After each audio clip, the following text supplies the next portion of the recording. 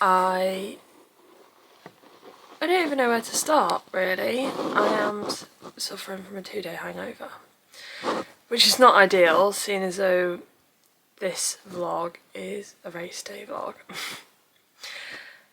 To try and catch you up, let me please excuse everything that is going on behind me. I am at home. I am back in Lincoln for one reason, and almost one reason only. Obviously it's nice to see the family, but back last year I booked Lincoln 10k, not realising that it was the day after getting back from the training camp. So I have just spent a week in Mallorca. Bearing in mind my usual training volume is like 10-11 hours. I have just spent 22 hours training. So I am a little bit wrecked right now, I'm not going to lie to you. And I've got a race.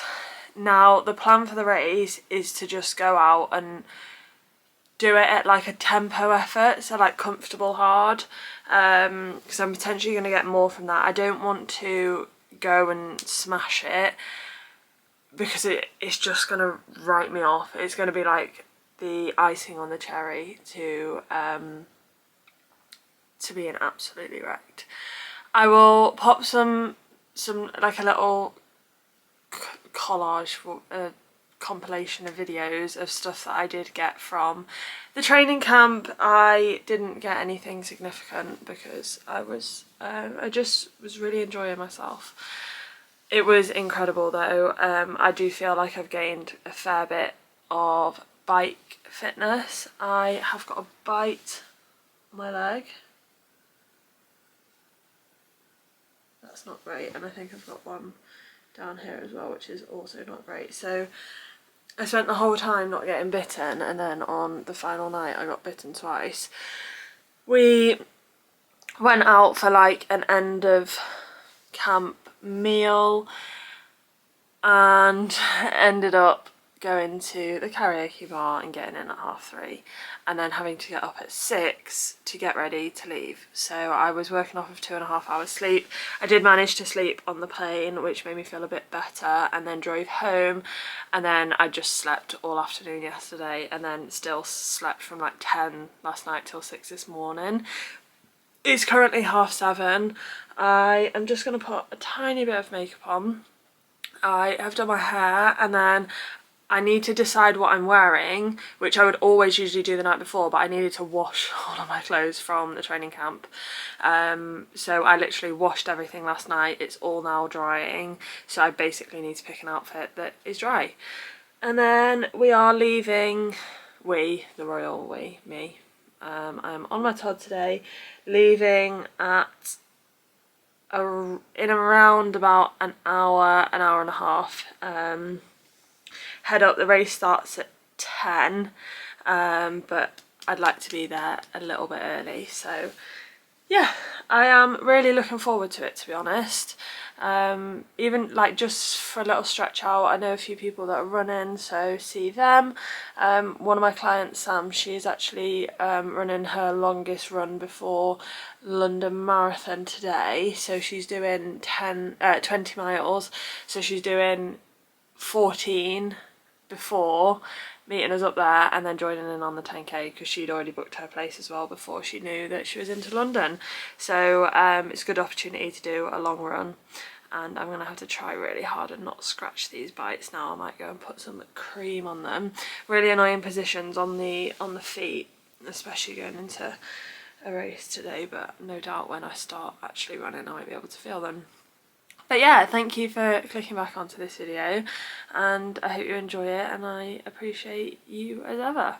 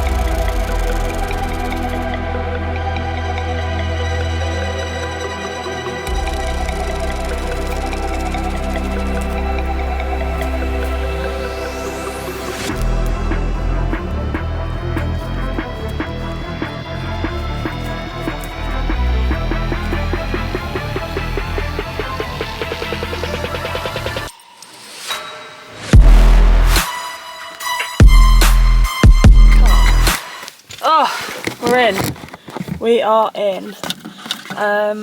It's currently 8:32. It start at 10.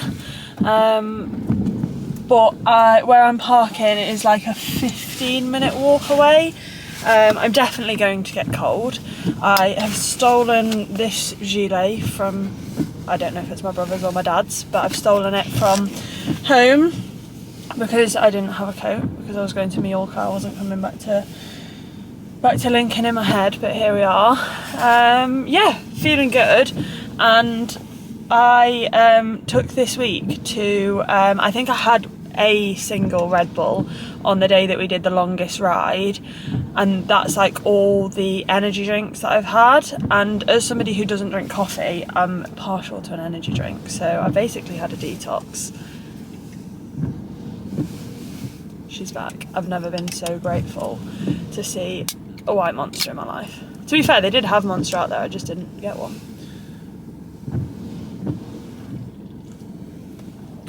I just poured it all down myself. Great. Oh, she is gorgeous. I'm gonna drink like a quarter now and then have the rest later. I feel okay. I had quite bad DOMS yesterday, but I put that down to it being no sleep and then flying. But legs are feeling okay now. They feel heavy, they feel tired. I've just done a 22.5-hour training week from someone who usually does 10-hour training weeks.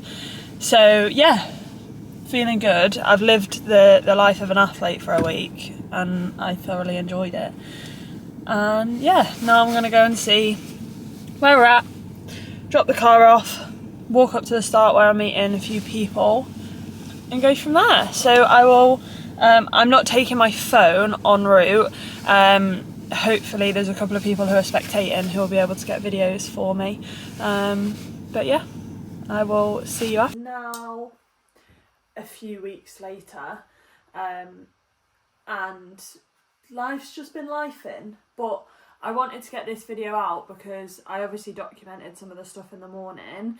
I didn't get any footage of me running, but basically I went up to, from here, from this clip, me and my mum hadn't planned together where we were parking. She was coming up to spectate, but wanted to have her car in case she wanted to shoot off and not hang around.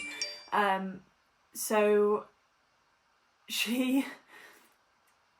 we parked like literally so close to each other, and she called me and she was like, I'm here, and I was like, yeah, I'm like almost there. I was like, where are you? She was like, in this location, and then I literally drove up and was like, oh yeah, there you are. So walked over to the start with my mum. Was nice to catch up with her. That was the only time I saw her when I went home that weekend, I think. So caught up with her, we walked to the start. It was probably about a mile walk to the start. Got there early, met up with my client Sam, who ran the 14 miles. She's training for London. I think I said that earlier in the video. So she'd ran the 14 miles up there, whatever it was. Absolutely smashed it. And I went and did a little bit of a warm-up. And I remember the Portaloo situation being really bad, but I don't remember it being as bad as it was. I feel like usually when you go to a race, there's like little queues, so there's like a queue and it covers like 4 Portaloos, but for some reason everyone had gone into one massive queue, and then there were people like sneaking in, and I was like, well, I could just sneak in, but I don't want to be that person. So I was like, oh, I don't need a wee that badly. Went for the warm-up and was like, actually no, I do need a wee. So I went over this little mound and there was like this row of girls who were like basically taking it in turns to go behind and wee, because there was no like shelter really anywhere. So did that, got into the pen, was like rushing around, flapping, stressing, and then we didn't start till like 10:10 anyway, so that wasn't ideal because I'd like stood there for 10 minutes. It was reasonably hot. The race, I was like, obviously put no pressure on it. I was like, just go out, see how you feel. So started off just in front of the 50-minute pacers. Bearing in mind my PB is like 48:59, so I started just in front of them, and then at like mile 2 they started to come towards me, And I was like, I then got in my head a bit. I was like, I'm here. I didn't in any world think that I had a sub 50. Like, I would have needed to, from my last video, the 30-minute tempo run that I did, I would have needed to hold that pace in order to get a sub 50, and it absolutely killed me doing it for 30 minutes. So I was like, it's not there. I was like, I'll just hang on to them as much as I can. And they were really good pacers, to be fair. They were like cheering, like chatting to people, not chatting to people, but like encouraging people.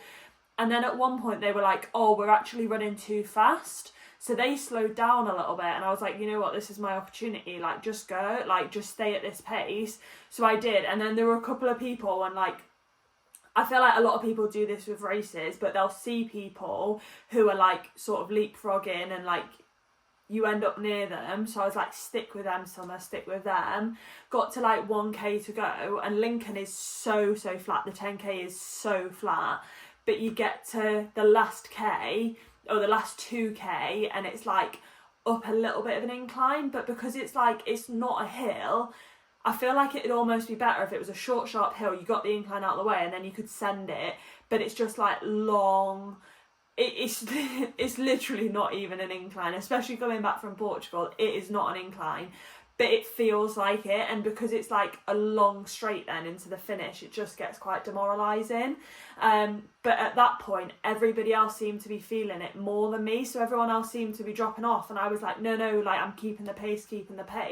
So I came through at 49.19, and like genuinely I couldn't believe that I'd gotten a sub 50, and I was really happy with it. But in my head I was like, well, if I hadn't have just come off the training camp and be really fatigued, where would I be at? So that's given me like a bit of a kick to go and do another 10k at some point, but it's hard to sort of find one in between now and when I go away. So I really enjoyed it. Like, it was hard, but I just sort of like got into the zone. Like, I was running, like I was just in the zone. So at one point, Helen and Harvey, so my brother Harvey and his girlfriend and one of my clients, Helen, they were stood on like a corner, and they were like, go on, Summer, and I literally just like, I didn't even acknowledge them. I was just like in it, and then like just pretty much just got carried through that.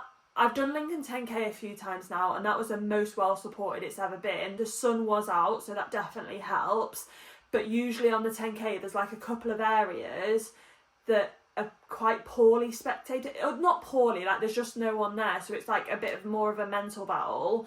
But I didn't find that this year at all. It was really well supported. There were loads of people running, like so many people running, it was unbelievable.